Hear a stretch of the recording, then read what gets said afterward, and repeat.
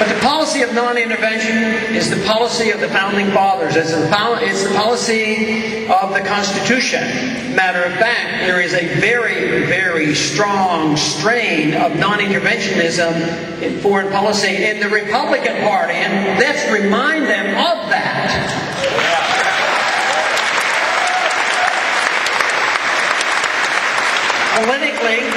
Politically, peace is a winner, war is a loser.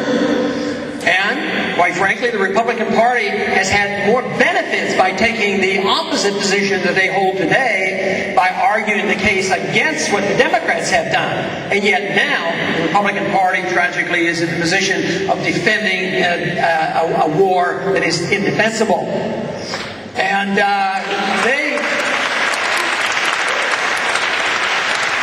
they now are having a bit of trouble because of that, and there's no way that the Republicans can continue to do well without resolving this. But the Republican Party, just think, after Vietnam, after Korea, Eisenhower ran on, I'm going to get this war over with. I will go to Korea and I'm going to stop this.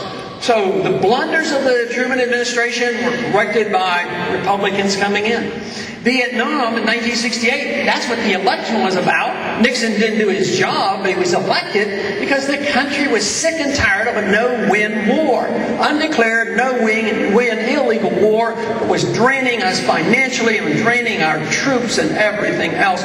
So the Republicans had a political benefit from that. What about the year 2000? Where were we politically in 2000? I mean, our president was running on a program, well, this Clinton, he's a terrible guy. Look at the mess he had in Somalia, pretending to nation build, involving in internal affairs, policing the world. I, as president, Bush said, I will have a humble foreign policy. And that won in the election. People were reassured. I actually thought, that sounds good. I sort of like that. That's what I want.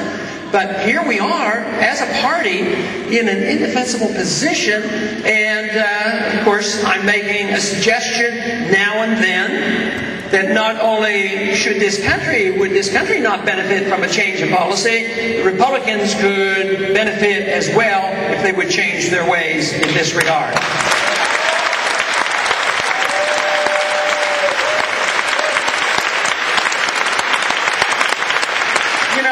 It always amazes me about, the strength and the conviction and the rightness of the Right to Life movement.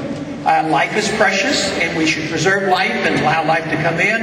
And yet, at the same time, I mentioned the fact that many of those same individuals are very careless about anxiously having the selective service and having a draft.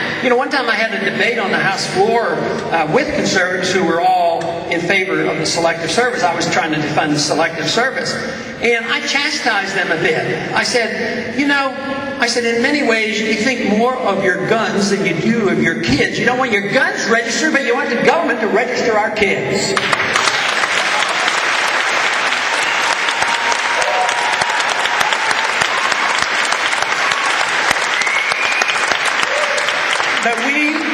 But we should never forget the teachings of the Christian church about a just war. The Christian church, in my understanding, there's always room for debates, but in my understanding, my Christianity, that I do not have to accept total pacifism. That I have a right, if somebody walks in my house, I can defend myself. And the Second Amendment protects me on that, too.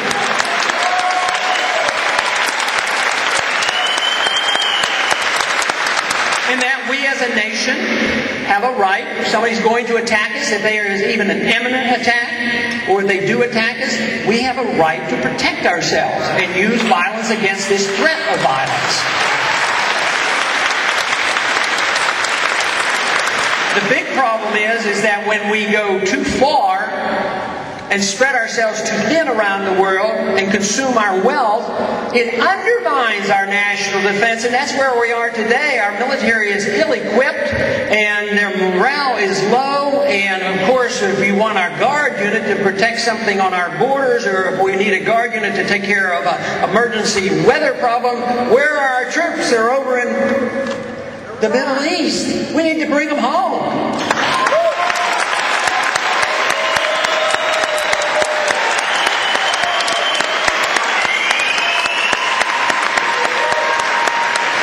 And another group of people we would like to bring home. How about those 120 to 150 border guards that we took off our border and sent them to Iraq to train them to protect the borders over there? We need them home as well.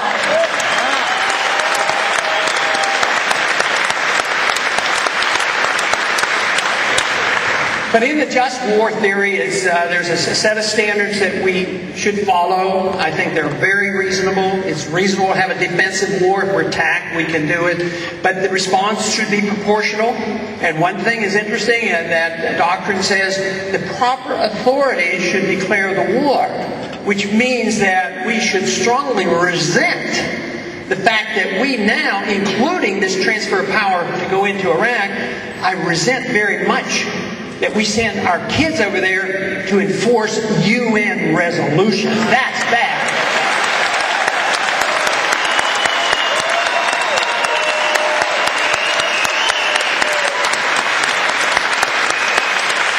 Matter of fact, the best way to deal with that is not trying to pick and choose which are the good resolutions or the bad resolutions. It would be best for us and our national sovereignty and our interests just to get out of the United Nations.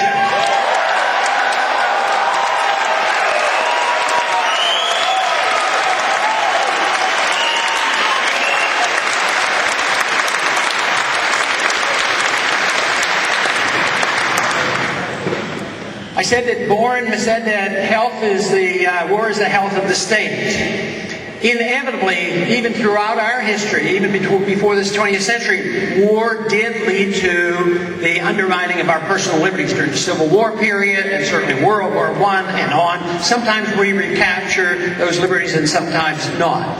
So whether it's a war overseas, our civil liberties are threatened. Whether it's a war against drugs, our civil liberties are threatened. If it's a war against our right to own our guns, it's a violation of our civil liberties as well. But I am afraid we're in worse shape than we were even when Wilson abused the rights of Americans, because he was an abusive president in that regard, but some of those rights were recovered again. But today we are told that the war is endless. We don't know who the enemy is. We don't know where they are. There was an attack today, and the suggestion was that it might have been by Pakistanis, by two individuals. It's all that was on the news. So they're saying, oh, that's part of the war on terrorism. I mean, Pakistani, it could have been Indians, or who, we don't know. But the idea that two individuals have excited us to practically get ready for the next war. I mean, it is totally endless. War on terrorism is not a war. Terrorism is mere tactics perpetuated by various individuals. And once we are told by our own government that this war is perpetual and it's indefinable, it's worldwide, which means they want license to go anywhere they want, anytime they want, and they expect us to be there to pay for it and send our kids, and it's time that attitude ended.